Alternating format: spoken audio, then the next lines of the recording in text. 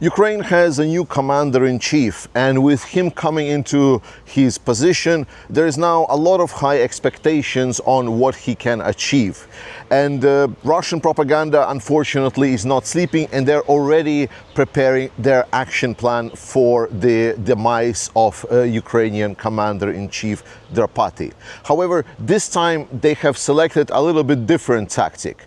Hey there, Georgie here with Ukraine Matters. I'm right now in beautiful Slovenia, and I want to record this very short video about the new tactic that Russians are using to discredit General and Commander-in-Chief Drapati.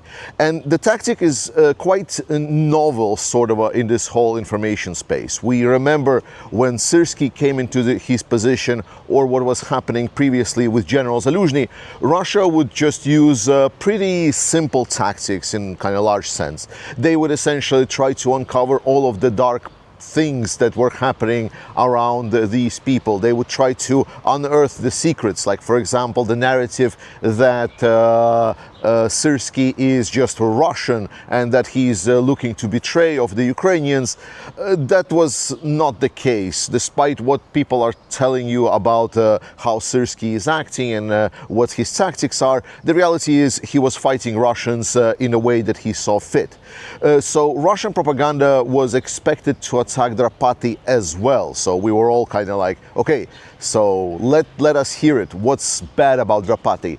And then suddenly we looked around. It's been already some time for Drapati to be set as the commander-in-chief, yet no kind of dark past secrets, no some kind of offshore accounts, no secret lovers or whatsoever. Nothing like that surfaced. What instead surfaced was unending praise for Mikhailo Drapati. And I want us all to recognize what is happening. What Russia right now is doing is a tactic that they haven't used a lot, but it's a known tactic. It's called creation of an idol. What they're making is they're trying to promote Drapati as this new up-and-coming popular hero. They're trying to link his image with a lot of promises that he is supposedly making on reforming the army. We saw the fake Mikhailo Drapati account on Twitter make announcements that he is launching some kind of army audit, despite the fact that he never said anything like this. We saw the claims that Mikhailo Drapati is starting a big reform of the mobilization procedure in Ukraine. That is also not happening, at least not as fast. And they're claiming some kind of unrealistic timelines, such as like there's not going to be any need for more mobilization, there is not going to be any more storming units that will fight on the front line, that everything will be robotized and that it's going to be drones doing all of the work. So they're trying to build up this image, sort of like, because Ukrainians are tired from war. I'm pretty sure I don't need to explain to you why.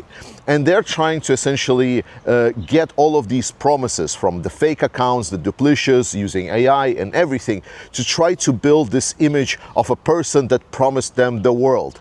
Only then, to maybe a couple of months later, they would start paying off different Telegram channels, different TikTok channels, to try to promote, hey, Drapati promised us this thing, but it has not been delivered. Hey, Drapati promised us to do this thing, but it hasn't delivered. So they definitely already had an established plan how to attack a new and upcoming commander-in-chief in case of Syrskyi's dismissal. And it's very clear that they're using this tactic to do so. So I want to have this short video talking about this, so you know about what is happening, so you're able to spot it, and that you're able to explain it to all of the people around you. This is not going to be the only video that I'm going to record right now, but I just wanted to have this as a separate one so you can reference it or whatever.